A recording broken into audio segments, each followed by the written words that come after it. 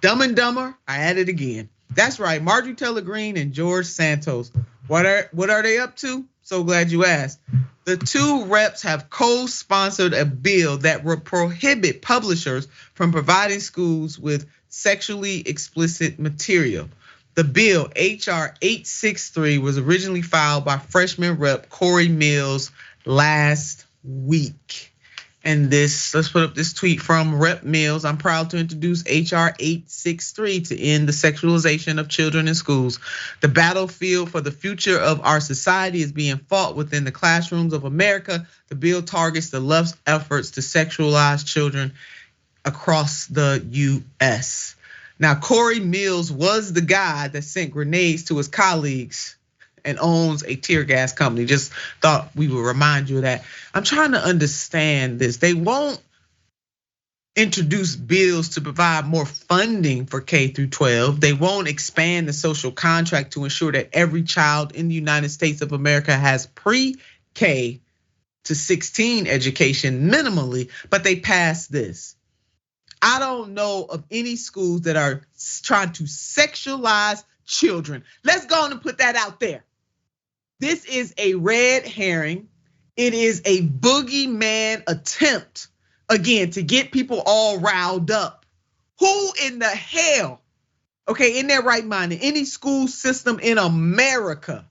So instead of teaching writing, reading, and arithmetic, they trying to sexualize children through the curriculum. America, is not happening. Okay, something wrong with these fools. They the ones with the problem. See, they're the ones with the challenge. You need to check them out because they too amped up on this. We need to look at them. Something wrong with these fools. It really, really is.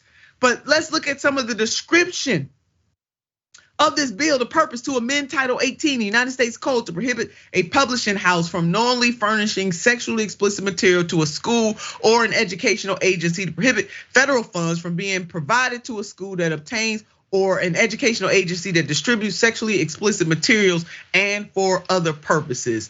Now, let me just put this out here. Just go. Let's jump in here. Let's undress this for some folks, or dress it up.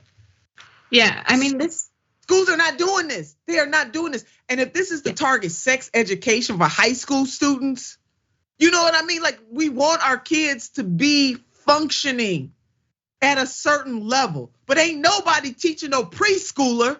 Because if they are, then they do need to go to jail. Ain't nobody teaching no preschooler about sex.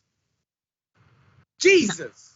No, definitely not. They're making made up problems and using them as an excuse to pass legislation that has a real consequence with banning books. I mean, if you're a kid of a wealthy family, you have access probably to the internet, you have access to a Kindle or an iPad, you have access to these ideas no matter what.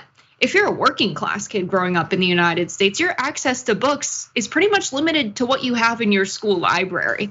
So the consequence of this legislation is very classist. It means working class kids will have less access to ideas than kids who can afford to have iPads and access to books at home and information like this at home and computers.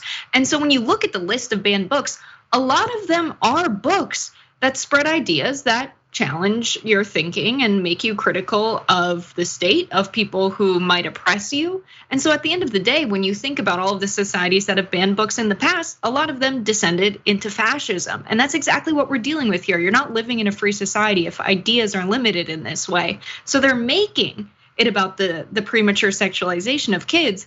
But really, at the end of the day, what's going on here is something much bigger than that and has nothing to do with that even.